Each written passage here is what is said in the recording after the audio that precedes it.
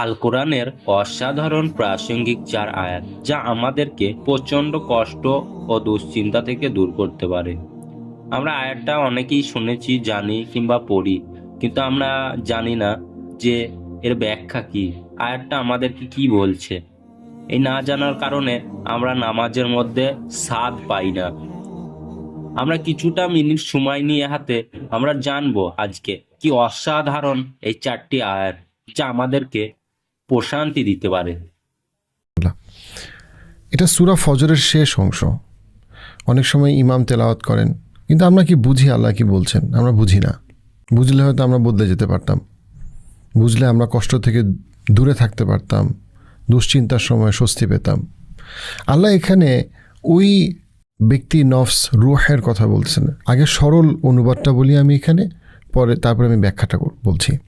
প্রথমে আল্লাহ বলছেন, হে প্রশান্ত আত্মা,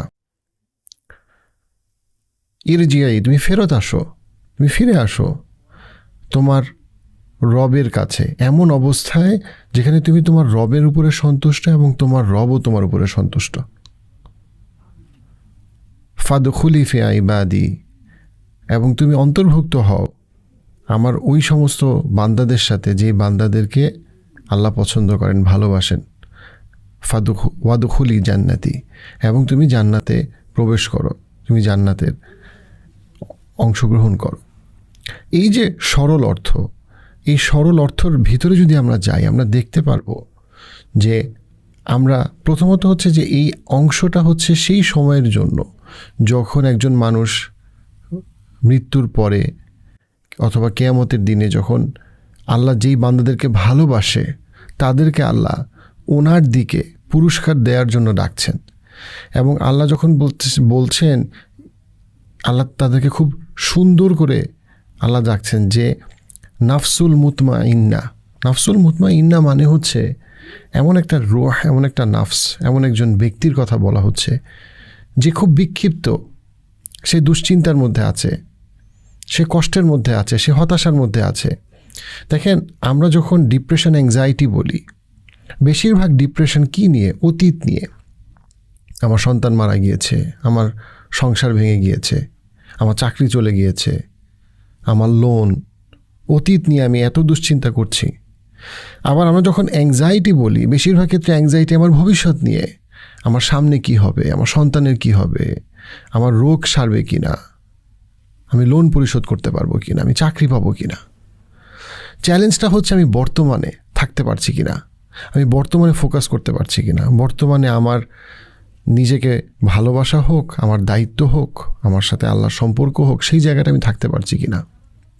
আমাদের চ্যালেঞ্জটা কিন্তু ওই জায়গায়। আমরা পৃথিবীতে যত মাইন্ডফুলনেস ট্রেনিং দেখি, যত মেডিটেশন দেখি, যত যোগা প্রোগ্রাম দেখি, তার একটা বড় জায়গা হচ্ছে মানুষকে তার প্রেজেন্টে রাখতে পারা, তার বর্তমানে রাখতে পারা।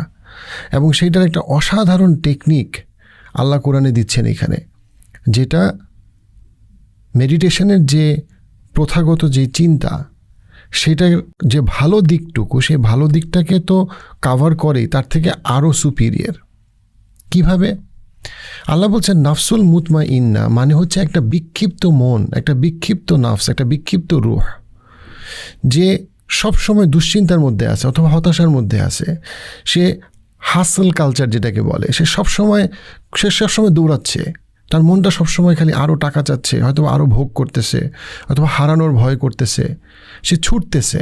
কিন্তু এটাকে প্রশান্তি দেওয়া হচ্ছে, একটা বিক্ষিপ্ত জিনিসকে প্রশান্তি দেওয়া হচ্ছে।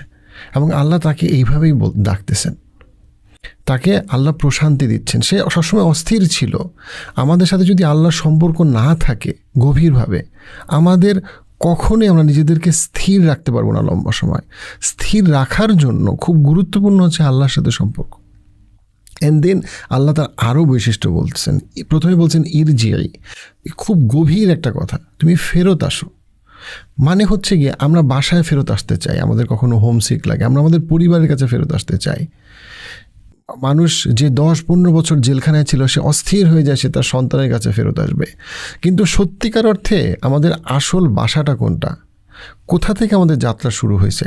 আমাদের প্রথম আমরা আল্লাহর সাথে ছিলাম, তারপরে আমরা আমাদের মা বাবা, পৃথিবী, বাসা, খেলনা, স্কুল, বন্ধু, পরিবার, সব কিছু।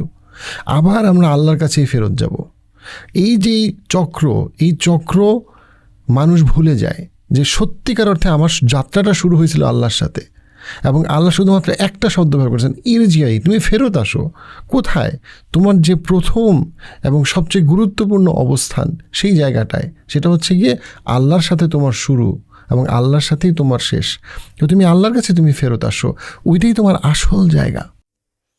এবং এটা স্পিরিচুয়ালি, আত্মিকভাবে খুব গুরুত্বপূর্ণ একটা বিষয় যে আমরা আল্লাহর কাছে ফেরত যেতে চাই কি না, কারণ সেটাই আমাদের শুরু এবং সেটাই আমাদের আসল, প্রকৃত অর্থে আমাদের আসল ঠিকানা। ইলা রব্বিকি রাদিয়াতাম, এমন একটা অবস্থায় যেখানে আমরা আল্লাহর উপরে সন্তুষ্ট, আমরা আল্লাহর উপরে সম্পূর্ণভাবে সন্তুষ্ট এবং আল্লাহ আমাদের উপরে সন্তুষ্ট। রাদিয়াতাম মারদিয়া, আমরা আল্লাহর উপরে সন্তুষ্ট এবং আল্লাহ আমাদের উপরে সন্তুষ্ট। আপনি কি এই মুহূর্তে আল্লাহর উপরে সন্তুষ্ট? আপনি কি আসলেই নাফসুল মুতমাইন্না হিসাবে নিজেকে আপনি তৈরি করছেন? আমরা সবসময় আরও অনেক কিছু চাই, আমরা আরও টাকা চাই, আমরা মনে করি যে আরও টাকা পেলে আমি আরও অনেক সুখী হব। যদিও বেশিরভাগ ক্ষেত্রে দেখা যায় অনেক মানুষ হঠাৎ করে যখন ধনী হয়ে যায়, হঠাৎ করে যখন লটারিতে জেতে, তখন সেই টাকাটা তার জীবনে অনেক সময় বিপদ নিয়ে আসে। যার সন্তান নাই সে সন্তানের জন্য আকুতি করে, কিন্তু যার সন্তান আছে সে অনেক সময় কিন্তু তার সন্তানকে নিয়ে সে দুশ্চিন্তার, বিপদ, গ্লানি তার কাটতেছে না। আমরা অনেক সময় আমরা মনে করি আরও যদি নিয়ামত হইতো তাহলে আমি ভালো থাকতাম, কিন্তু যে প্রাচুর্যে আছে অনেক ক্ষেত্রে সে প্রাচুর্যের কারণে তার জীবনকে সে আরও অস্থির, আরও অপরাধী করে ফেলছে। আর যার প্রাচুর্য নাই সে হতাশায় নিজের জীবনকে অস্থির করে ফেলছে।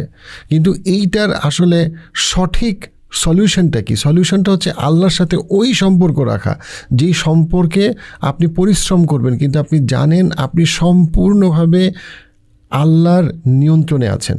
আপনি আল্লাহর উপরে ভরসা করলে, সূরা তলাকে বলা হয়েছে আল্লাহই আপনার জন্য যথেষ্ট সবভাবে, আপনার রিজিকের ব্যাপারে, টাকা পয়সার ব্যাপারে, স্ট্যাটাসের ব্যাপারে। কিন্তু আল্লাহর সাথে ভরসা করার উপায়টা কি? যে আল্লাহর সম্পর্কে ভালো ধারণা করা, যে আল্লাহ আমার জন্য যা কিছু দিছে এবং যা কিছু দেয় নাই তার মধ্যে আমার জন্য ভালো আছে। আমি চেষ্টা করব, আমার শরীর চেষ্টা করবে, কিন্তু আমার মন স্থির থাকবে এই বিশ্বাসে যে হিংসা এবং অহংকার আমাকে বিপথে নিবে, বরং যা কিছু আমার পাওয়ার কথা তা কিছু আমি পাবই, যা কিছু আমার পাওয়ার কথা না তা কিছু আমার জন্য ভালো না বা কল্যাণকর না। এটাই হচ্ছে রাদিয়াতা মারদিয়ার যে মানসিকতা, যে আল্লাহ আমাকে যা কিছু দিছে এবং যা কিছু দেয় নাই তা কিছু নিয়ে আমি আল্লাহর উপরে সন্তুষ্ট। যা কিছু দেয় নাই এবং যা কিছু দিছে, আমি যদি সবসময় যা কিছু পাই নাই সেটা নিয়ে যদি আমি কমপ্লেন করতে থাকি, হতাশ থাকি, এবং যা কিছু আমি পাইছি তাকে যদি আমি দুশ্চিন্তা করি, তাহলে আমি সেই নাফসুল মুতমাইন্নার পর্যায়ে আমি কখনোই পৌঁছাতে পারবো না। আমার রবের সন্তুষ্টি, আমি কি আমার রবের উপরে এই মুহূর্তে সন্তুষ্ট কিনা, যা কিছু পাইছি এবং যা কিছু পাই নাই। আমি যদি ধৈর্য ধরি, আমি যদি আল্লাহর নিয়ামতের শুকরিয়া আদায় করি, তাহলে আল্লাহ আমাকে নিয়ামত বাড়ায় দিবে এমনভাবে যেটা আমি কল্পনাও করতে পারি না। কিন্তু এই মানসিকতাটা আমার জন্য খুবই গুরুত্বপূর্ণ। মাইন্ডফুলনেসের, স্পিরিচুয়াল মাইন্ডফুলনেসের মূল জায়গাটা হচ্ছে এইটা। আপনি জীবনে ফোকাস বাড়াইতে চান, আপনি জীবনে স্থিরতা বাড়াইতে চান, আপনি জীবনে আসলেই ফোকাসড হয়ে পরিশ্রম করতে চান, যেখানে আপনার শরীর পরিশ্রম করবে কিন্তু আপনার মন স্থির থাকবে, আপনি আপনার বিক্ষিপ্ত চিন্তা আপনাকে কমাইতে চান, সলিউশনটা এই জায়গাটায়। আপনি কি আল্লাহর উপরে সন্তুষ্ট কিনা ভিতর থেকে? যা কিছু পাইছেন, যা কিছু পান নাই, যদি আপনি আল্লাহর উপরে সন্তুষ্ট থাকেন দেন আল্লাহ আপনার উপরে সন্তুষ্ট। এবং এই যে এটা আপনার বিক্ষিপ্ত অস্থির চিন্তাকে যেভাবে স্থির করে দিবে সেই অবস্থায়, এবং সেই অবস্থায় যদি আমরা আল্লাহর কাছে পৌঁছাই এবং আল্লাহর কাছে পৌঁছানো পর্যন্ত যদি সেই মানসিকতা আমরা রাখতে পারি, তাহলে ইনশাআল্লাহ আমরা আল্লাহর ওই বান্দাদের অন্তর্ভুক্ত হইতে পারবো যেই বান্দাদেরকে আল্লাহ ভালোবাসেন এবং যাদেরকে আল্লাহ জান্নাত দান করবেন। জান্নাত আসলে কি? জান্নাত আসলে এমন একটা জায়গা যেই জায়গাতে আমাদের না পাওয়া, অভাব, অপ্রাপ্তি বলে কোনো কিছু নাই। অ্যাবসোলুট সেন্সে যেই জায়গাটায় আমরা সর্বতোভাবে আমরা প্রশান্তি চাই। জান্নাতে আমরা যে প্রশান্তি পাবো সেই প্রশান্তি আমরা পৃথিবীতে পাবো না, কিন্তু পৃথিবীতেও কিন্তু আমরা প্রশান্তির জন্য চেষ্টা করতে পারি। সেই প্রশান্তির চেষ্টাটা আমাদেরকে করতে হবে ওইভাবে যে আমরা যদি নাফসুল মুতমাইন্নার এই রেসিপিতে আসতে পারি। রেসিপিটা কি? রেসিপি হইল আমি কি আল্লাহর উপরে সন্তুষ্ট কিনা। আমার বেতন, আমার সংসার, আমার জীবন, আমার বাস্তবতা, পৃথিবী কখনোই পুরাপুরিভাবে বিষমুক্ত হবে না। এখানে টক্সিক মানুষ থাকবে, এখানে টক্সিক এনভায়রনমেন্ট থাকবে, কিন্তু আমার যদি আল্লাহর সাথে সম্পর্কটা স্ট্রং হয়, আমি আল্লাহর উপরে সন্তুষ্ট হব এবং সেই সন্তুষ্টি আমাকে জান্নাত পর্যন্ত নেবে, যেখানে আর কোনো টক্সিসিটি নাই, কোনো টক্সিক মানুষ নাই, কোনো টক্সিক এনভায়রনমেন্ট নাই। কিন্তু আমার সাথে যদি আল্লাহর কোনো সম্পর্ক না থাকে, তাহলে আমি পথে পথে হতাশা এবং অস্থিরতার মধ্যে আমি পড়ব, সেটা আমার কখনোই চলে যাবে না। আরেকটা গুরুত্বপূর্ণ বিষয় যেটা হচ্ছে গিয়ে দেখেন, এখানে আল্লাহ আমাদেরকে শিখাচ্ছেন যে তোমার প্রথম বিষয়টা হচ্ছে আল্লাহ তোমার উপরে সন্তুষ্ট। তুমি জান্নাতে যেতে চাও, তুমি কিয়ামতের দিন তুমি আল্লাহর ভালোবাসা পেতে চাও, রহমত পেতে চাও, প্রথমত হচ্ছে তোমার সাথে আল্লাহর সম্পর্ক। তারপরে হচ্ছে যে তুমি আল্লাহ যে বান্দাদেরকে ভালোবাসেন তাদের সাথে তুমি থাকতে পারবা, সেটা তোমার নবী, সেটা আউলিয়া, সেটা আলেম, যাদেরকে আল্লাহ ভালোবাসেন, দানশীল, যাদেরকে আল্লাহ ভালোবাসেন। এবং লাস্টে হচ্ছে গিয়ে যে তুমি জান্নাতে প্রবেশ করবা। আমাদের জন্য সবচেয়ে বড় প্রাপ্তি যে যেই সারা জীবনে আমরা আল্লাহকে দেখি না কিন্তু আল্লাহকে ভালোবাসি, আল্লাহকে দেখি না কিন্তু আল্লাহর দেখানো পথকে আমরা আমাদের জন্য চূড়ান্তভাবে ভালো, এবং আল্লাহ যা কিছু হারাম করছে সেটাকে আমরা চূড়ান্তভাবে খারাপ মনে করি। এই পথে থাকার পরে যখন আমরা ফাইনালি আল্লাহর কাছে ফেরত যাব মৃত্যুর পরে, তখন যখন আল্লাহ আমাদের উপরে সন্তুষ্ট, একটা মুমিনের জন্য বা একজন বিশ্বাসীর জন্য এর থেকে প্রশান্তির আর কোনো কিছু নাই। আর এই সারা জীবনের পরীক্ষার পরে, সারা জীবনের এই পৃথিবীর হারাম অথবা অবিচার অথবা যত রকম বিক্ষিপ্ততা আছে, তারপরে যেই মানুষটা জানতে পারবে এই পরীক্ষায় সে ফেল করছে, সে সর্বহারা। আর যে জানতে পারবে যখন আল্লাহ আমাদেরকে জানাবে যে তুমি পারছো, এবং আল্লাহ যখন আমাদেরকে তার সম্মানিত দাসদের অন্তর্ভুক্ত, বান্দাদের অন্তর্ভুক্ত করবে, এর থেকে কোনো বড় পাওয়া আমাদের কাছে নাই।